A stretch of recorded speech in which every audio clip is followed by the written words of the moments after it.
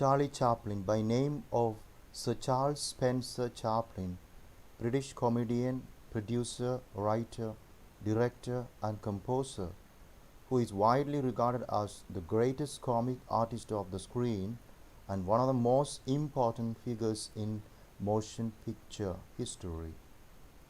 He was born on 16th April 1889 in London, England. He died on 25th December 1977 at 88 years in Switzerland. He is the founder of United Artists Corporation. He won a lot of awards and honors such as Academy Award 1973, Academy Award 1972, Academy Award 1928, Academy Award 1973, and more awards like that.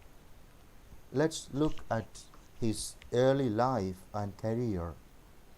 Chaplin was named after his father, a British music hall entertainer. He spent his early childhood with his mother, and she was a singer. Her name is Hannah Hall. Later, she and his father separated, and he made his on-stage debut at age 5, filling in for his mother. The mentally unstable Hall was later confined to an asylum. Charlie and his half-brother Sidney were sent to a series of bleak workhouses and residential schools. Using his mother's show business contacts, Charlie became a professional entertainer in 1897 when he joined the 8 Lancashire Lads, a clog dancing act. His subsequent stage credits include a small role in William Gillet's Sherlock Holmes of 1899 and a stint with the vaudeville act Cassay Court Circus. In 1908, he joined the Fred Carnot pantomime troupe, quickly rising to star status as the drunk in the ensemble sketch A Night in an English Music Hall.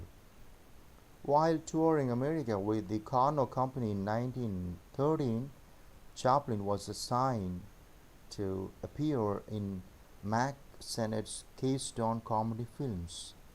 Though his first keynote one-reeler, Making a Living of 1914, was not the failure the historians have claimed, Chaplin's initial screen character, a mercenary dandy, did not show him to best advantage.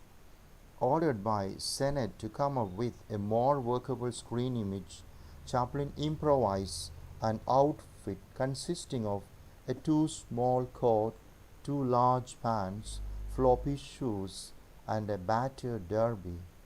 As a finishing touch, he pasted on a postage stamp moustache and adopted a cane as an all-purpose prop. It was in his second Keystone film, Kid Auto Races at Venice of 1914, that Chaplin's immortal screen alter ego, the Little Tramp, was born. In truth, Chaplin did not always portray a tramp. In many of his films, his character was employed as a waiter, store clerk, stagehand, fireman, and the like. His character might be better described as the quintessential misfit, shunned by polite society, unlucky in love, jack of all trades but master of none. He was also a survivor, forever leaving past sorrows behind, jauntily shuffling off to new adventures. The tramp's appeal was universal. Audiences loved his cheekiness, his deflation of pomposity, his casual savagery, his unexpected gallantry, and his resilience in the face of adversity. Some historians have traced the tramp's origins to Chaplin's Dickensian childhood, while others have suggested that the character had its roots in the motto of Chaplin's mentor, Fred Carnot: "Keep it wasteful, gentlemen, keep it wasteful." Whatever the case, within months after his movie debut, Chaplin was the screen's biggest star.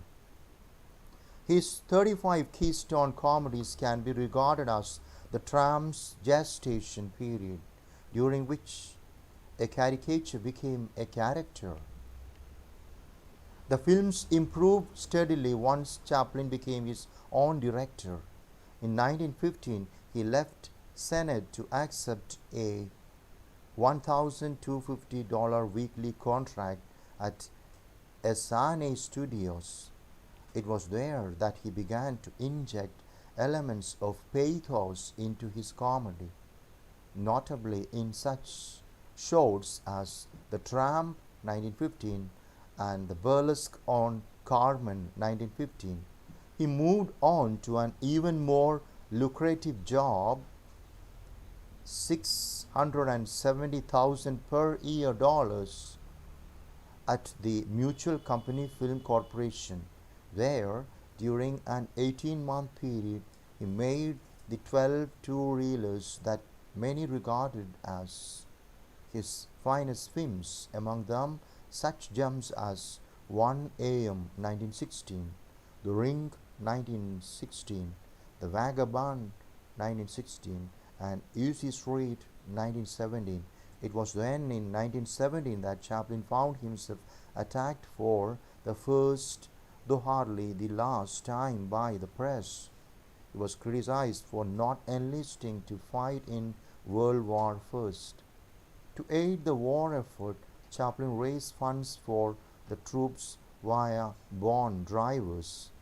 In 1918, Chaplin jumped studios again, accepting a $1 million offer from the First National Film Corporation for 8 shorts. That same year, he married 16-year-old film extra Mildred Harris, the first in a procession of child brides.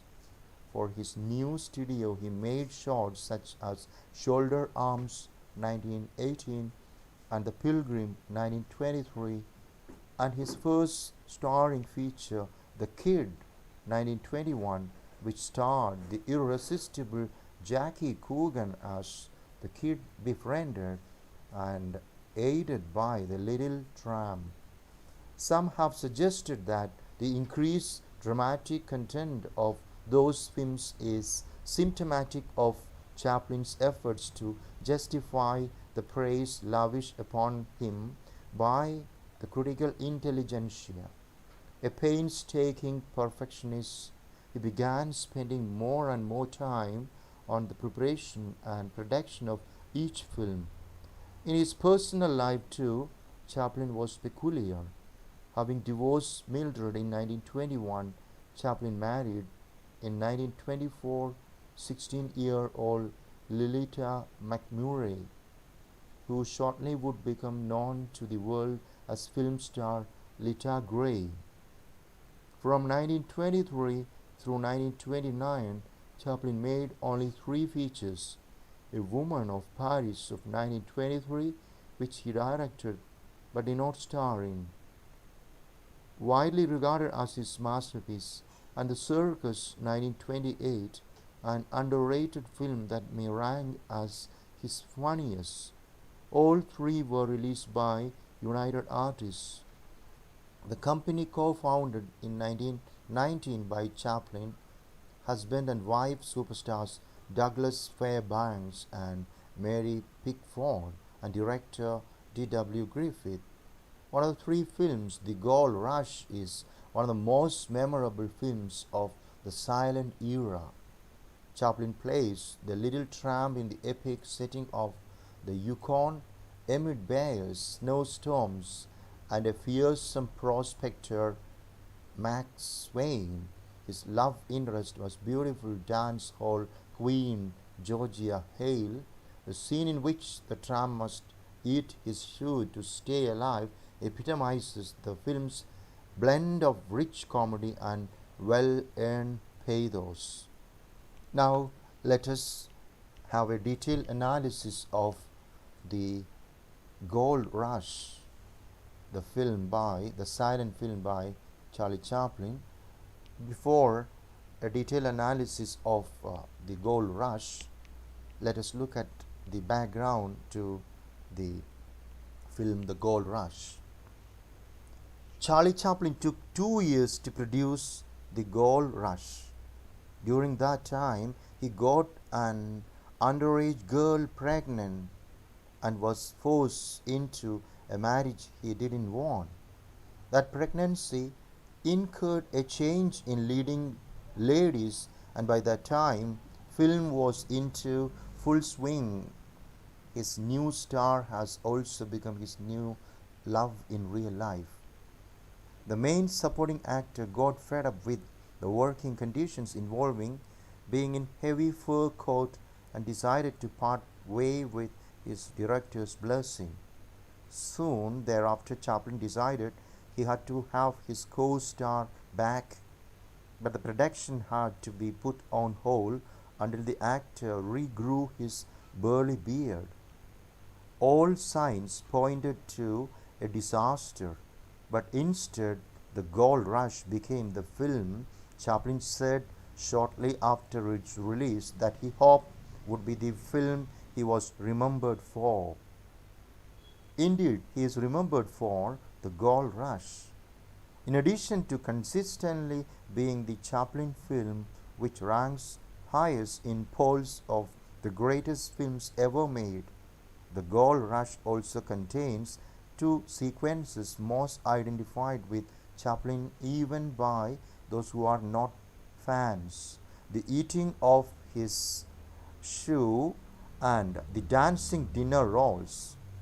Although subsequent Chaplin films like City Lights, Modern Times, and The Great Dictator have eclipsed The Gold Rush in the view of many film lovers, critics, and scholars, The Gold Rush still maintains its position as the film which turned the corner of Chaplin in terms of being a complete filmmaker capable of integrating set comic pieces for his character, the Little Tramp, into a larger and more expansive narrative. The 1925 silent film was re-released in 1942 with the addition of sound effects and music. Somewhat ironically, considering Chaplin's distaste for the coming of sound, the 1942 version managed snag Oscar nominations for Best Musical Score and Best Sound Recording. Now we will have a look at the very plot of the film, The Gold Rush. Let us look at the very plot. The Gold Rush. The movie starts off with a man, Big Jim, finding a large amount of gold on his land. The lawn prospector also is seeking for the gold.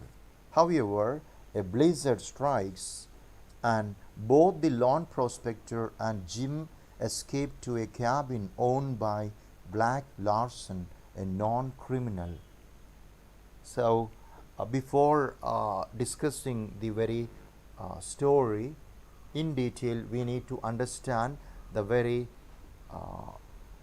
historic significance of the title The Gold Rush. In fact, the movie The Gold Rush is inspired by the incident of a large number of people migrating to, or other people thronging at the Klondike Gold Rush in northwestern Canada. So this mass migration was taking place between 1896 and 1899, and Chaplin has made this film the gold rush on the very incident of the mass migration that was just taking place to Klondike Gold Rush in northwestern Canada. So we have in the film Big Jim and Black Larson as important characters, and Big Jim has found a large amount of gold on the very location where the film is taking place. Initial scene of the film is taking place, right? But we have a blizzard, right, striking the very place where these characters meet each other. They stay in the cabin for a period of time, but when the food begins to run out, they take bets to decide who should go out into the blizzard to obtain some more. Larson is the chosen one to go out, and during his search, he finds the gold deposit. He decides to stay there and wait to ambush Jim.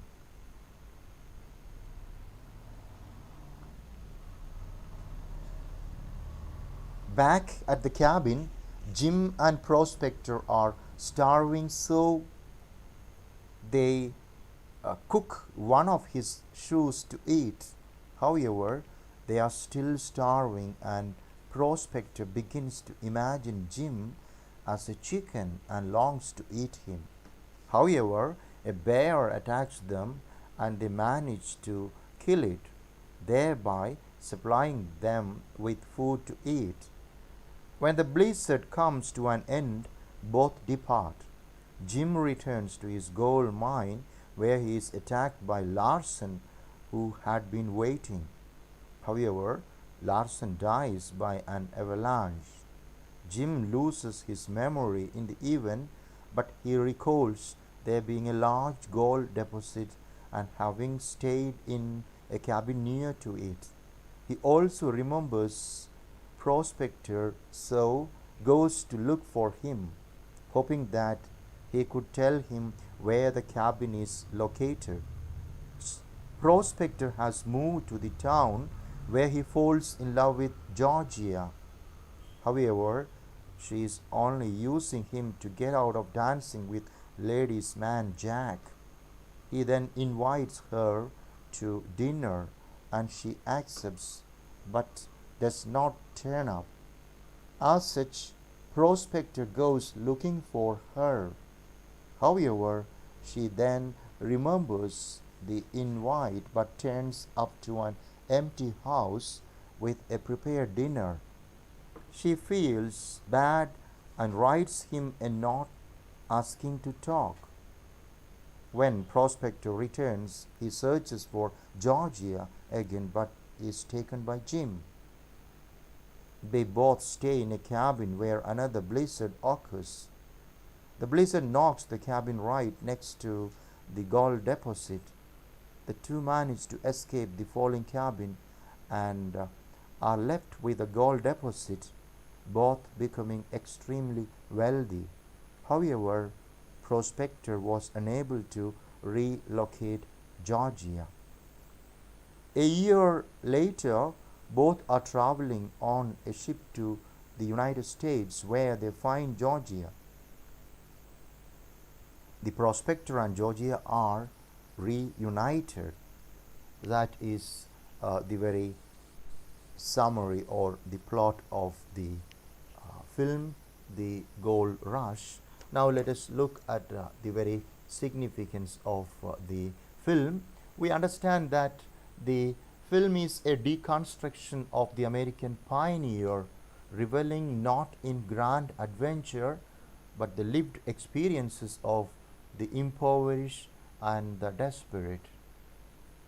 The Gold Rush is a deliberate deconstruction of the American heroic ideals.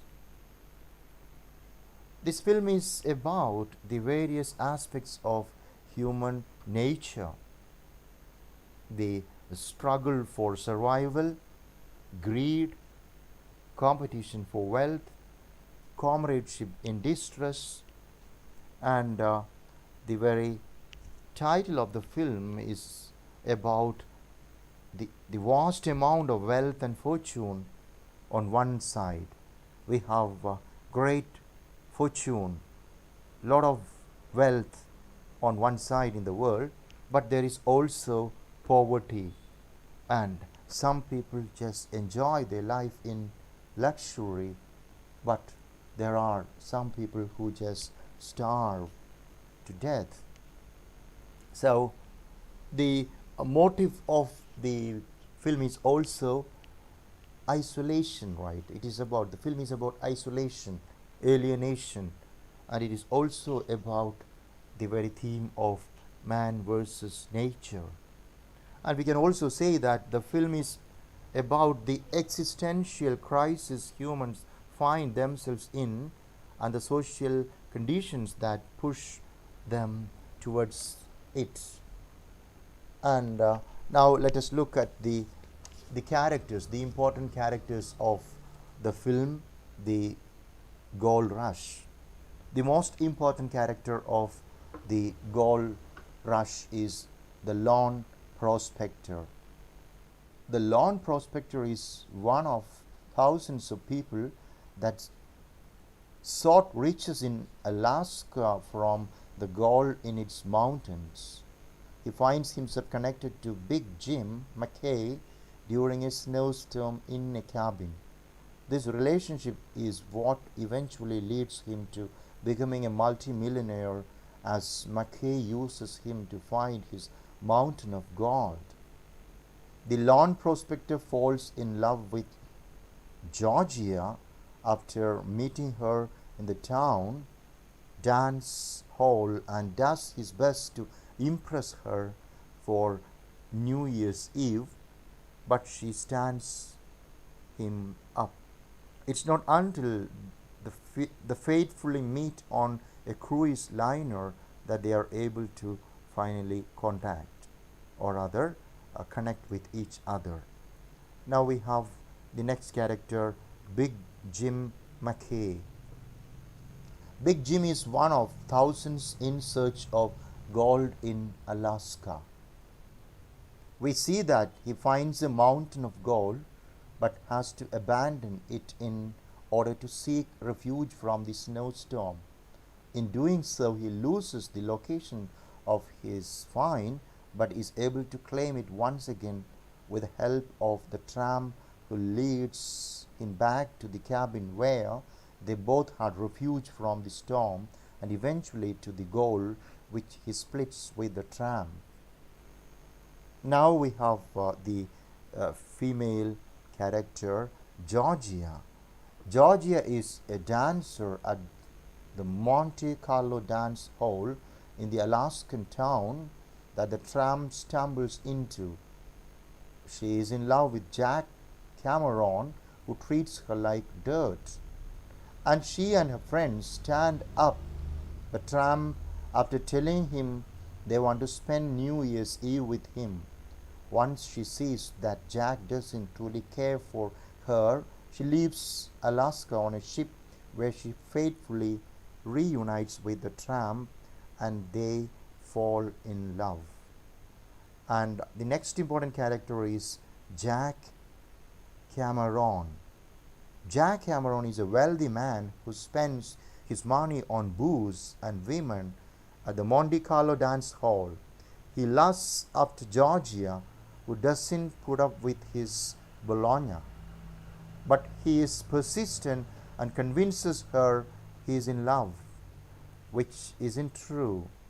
He makes fun of the tramp and is constantly picking a fight with him.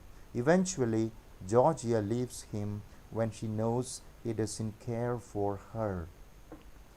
The next important character is Black Larson. Let us look at the character Black Larson now. Larson is a wanted criminal who the tramp bunks with in a cabin in the midst of a snowstorm. McKay also stumbles into the same shack and the men spend days together being sheltered from the cold.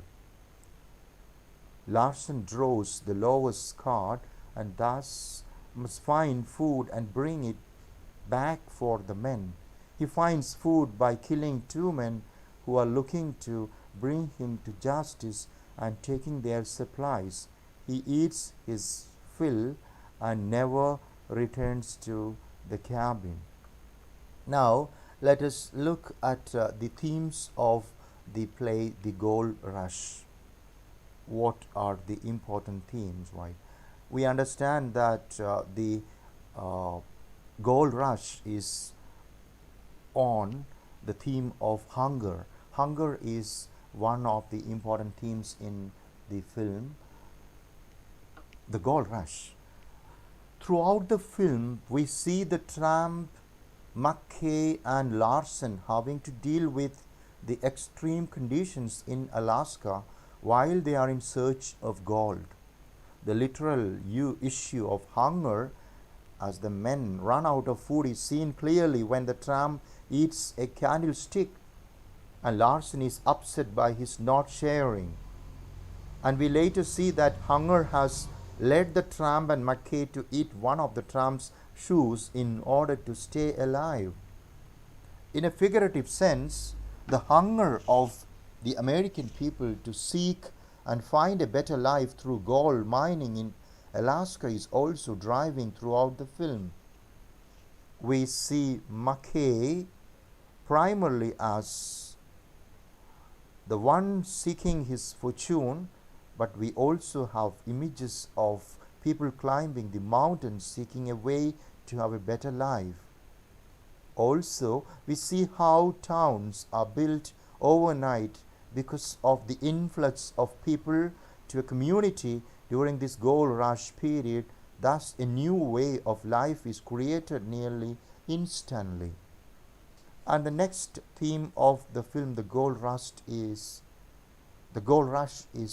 trust. Let us discuss the theme of trust in the film The Gold Rush. One of the primary themes in the film The Gold Rush is that of trust. We see it initially between the tramp, Mackay, and Larsen as they share a cabin in the wilderness and snow. They trust each other to find food for one another.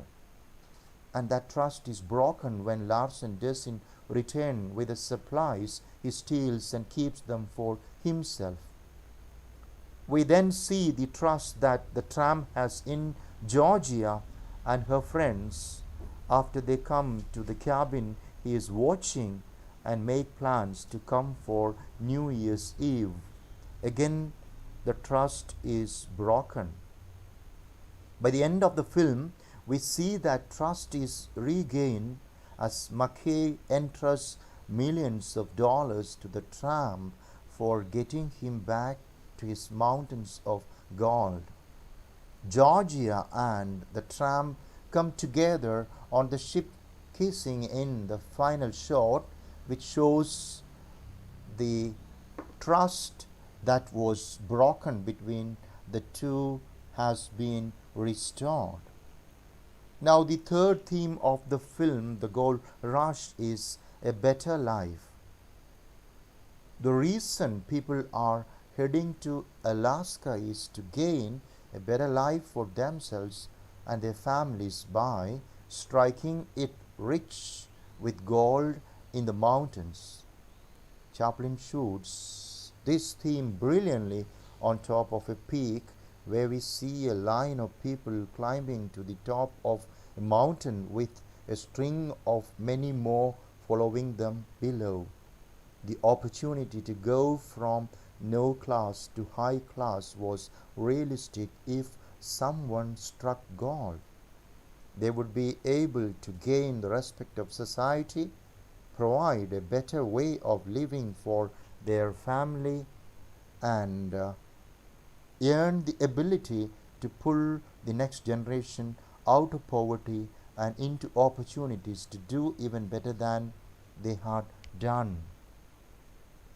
According to Darren R. Reed, and Brett Sanders, there is a moment in Gold Rush which captures the essential tone of the film.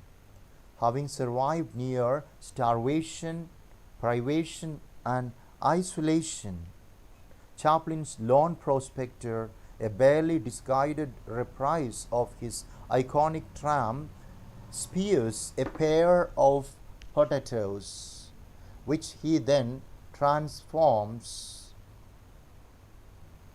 into a pair of dancing feet.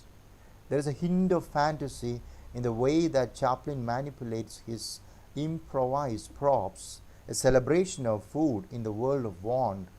The display he puts on is a show, and a show requires an audience, the creation of relationships. It's a moment in which the return of normalcy, the mundane, is celebrated, and so the film underlines its deconstruction of the American pioneer, reveling not in grand adventure but the lived experience of the impoverished and the desperate. As the authors have pointed out, there is a deliberate deconstruction of the American heroic ideals in this movie. Chaplin has reflected the realities of the times without harking back on to the existing cliched representation of the American valor. The scene in which the lone prospector and Jim eating a shoe out of desperation clearly shows the despair they have found themselves in. The movie sheds light on the various aspects of human nature, including the struggle for survival, greed and competition for wealth, comradeship in distress, etc. Though the name of the movie suggests a vast amount of wealth and fortune, ironically, the film speaks in detail about poverty, hunger, and isolation. Now, let us just look at the symbols, allegory, and motif in this great film, The Gold Rush. We have the symbol of the low man in The Gold Rush. The lone prospector, Big Jim McKay, and Black Larson cut cards to determine who will go out into the snow in order to find food. McKay draws a king, the prospector a 3, and Larson a 2. The cards are symbols of the class level or social ranking of the 3 characters within the story. Next symbol is the candlestick. The lone prospector begins to eat a candlestick as food represents the extreme hunger that these men are experiencing in the midst of the snowstorm, and the prospector eating it is a symbol of the length he is willing to go to in order not to starve. Now we have the next symbol of burying the rifle. The lone prospector buries the rifle in the shack after McKay tries to shoot him with it in order to eat him. The burying of the gun is a symbol for the lack of trust between the two men as hunger has taken over their minds. The next symbol is the symbol of the sizzling bacon. Larson was meant to go out for food for all 3 men, but takes it all for himself. We see him cooking bacon over a fire by himself, and it is a symbol of his betrayal to the other men as they are in the shack starving and waiting for his return. Next symbol is the symbol of the wounded. The lone prospector wraps his right foot with cloth and a rope as a replacement for the shoe that he and McKay eat. We see it as he walks into the Monte Carlo dance hall, and it is a symbol that he is not like the others there. He is wounded, and we see that he is isolated from the rest of the group because of it. Now we have a lot of irony in the film The Gold Rush, let us look at the irony in the film The Gold Rush by Charlie Chaplin.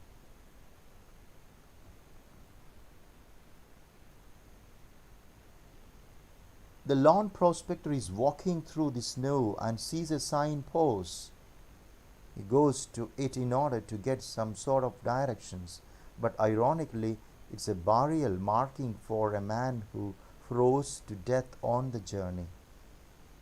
Larson screams at the tram to get out of the shack he is inhabiting, but when he opens the door, the wind blows in so hard that the tram cannot get out even if he wanted to. So he is stuck inside the shack with Larson. Big Jim McKay stumbles in from the snowstorm and is so hungry he takes the meat right out of the tram's hands and takes a bite. Ironically, his hunger is so deep that he doesn't realize he is also taking a bite out of the tram's finger, which he has to pull away from the man or he will eat it off. While cutting cards to determine who will go out into the snowstorm to get food, the tramp gets a 3. He starts to get his things to go out into the snowstorm, but ironically, he gets to stay because Larson draws a 2 right behind him. Relieved, he stays inside. Jack stuffs the tramp's hat onto his head so that he can't see, and the tramp takes a swing at him but hits the wood post, hurting his hand. Because he cannot see, he doesn't know that Jack has been wiped out by the clock that's fallen off the wall and not by his thundering punch. Believing he knocked the man out cold, the tramp leaves victorious. Now let's look at some of the important images in this great film, The Gold Rush by Charlie Chaplin. Black Larson burns his wanted posters when we are first introduced to him. The image shows us clearly that this man is dangerous and foreshadows the tramp will have to deal with not knowing his identity as they meet in the cabin for the first time. Next image is the climbing the trail. Chaplin shoots a long line of people walking and climbing the trail up a mountain in order to find gold. The imagery shows us people of lower class seeking a higher life in a quite literal picture on screen, and it depicts the theme of people seeking a higher way of life through the gold rush in a tangible way. The image of the bird. Chaplin shoots the chicken sequence between the tramp and McKay by superimposing a chicken over the tramp and cutting between the chicken and the tramp. It shows the back and forth insanity of someone who is in the midst of incredible hunger and how the mind tricks itself into seeing what it wants. Another image in the film The Gold Rush is loneliness. The tramp walks into the Monte Carlo dance hall to be surrounded by people but ignored by them. The image of him standing beneath the framing of the hall with his cane bent from leaning on it shows how completely isolated the man is, even in a room full of people.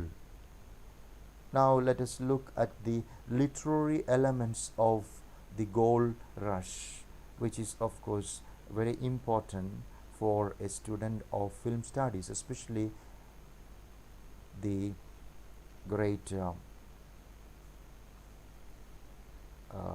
film director, a student of the great film director Charlie Chaplin.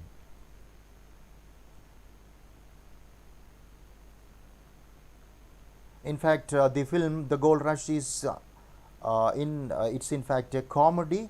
It's a uh, drama, and the language is of course English. And some of the awards, it won the Academy Award nomination for Best Music Scoring of a Dramatic or Comedy Picture 1943, and the date of release is 1925, and the producer is Charlie Chaplin, and the setting and context is the Alaska during the Klondike Gold Rush. And the point of view, the narrator and the point of view of the film is of course the point of view of the lawn prospector, and the tone and mood of the film is comic and dramatic. The protagonist and antagonist, protagonist is the lawn prospector, antagonists are Black Larson and Jack Cameron. And the major conflict, the next literary element is the major conflict in the film. Georgia tells the tramp she will come to his cabin for New Year's Eve and doesn't show up. That is the most important moment of conflict. And the climax of the film is after finding millions of dollars of gold with Mackay, the tramp reunites with Georgia on a ship and they sail away with a kiss. That is the very climax of the film. And the technique of foreshadowing. Larson is tearing up his wanted posters and throwing them in the fire. It is a foreshadowing that he will be a threat. Now there are understatements in this film. The important understatement is Jack being the intended recipient of Georgia's apology letter is understated. Okay, and there is of course paradox in the film. Jack treats Georgia like crap, but paradoxically she loves him. And there are of course instances of parallelism in the film. The most important instant of parallelism is the cabin on the edge of the cliff with the tramp and Mackay parallels, right? The tramp walking on the edge of the cliff in the opening scene. Now let us just look at some of the important questions, exam point of view. What could be the possible questions that a student of film studies should expect, right? One of the questions is, what are two things the tramp eats in this film that are not food? Okay, there are two things which are not food are eaten by the tramp, and what are the things, right? First, we see the tramp, the lone prospector, eat a candlestick in the shack because he is so hungry. Then, after being left alone with Big Jim Mackay, the tramp boils one of his shoes, for he and his fellow prospector can have something in them in order to stop the hunger. Now, the next question, what number cards does the tramp draw in the shack, and what is the significance of his draw? The tramp, the lone prospector, draws a 3 from the deck of cards. Significance is due to the fact that the low draw has to brave the winter storm in order to find food for the 3 men to eat. Fortunately for him, Black Larson draws a 2 as the tramp is preparing to walk out of the door. This means he gets to stay inside and Larson must face the cold. Now, another question is, why is Big Jim Mackay so excited to see the lawn prospector again? Big Jim has found a major vein of gold on the mountain, but after the storm he wasn't able to find how to get back to it. When he sees the lawn prospector again, he jumps for joy because he will be able to lead him to the shack where they met, and from there Big Jim will be able to find the gold, which he does, and makes the lawn prospector a millionaire along with him. Now let us look at the very significance of the gold rush. When the gold rush was released in Britain, the British Broadcasting Corporation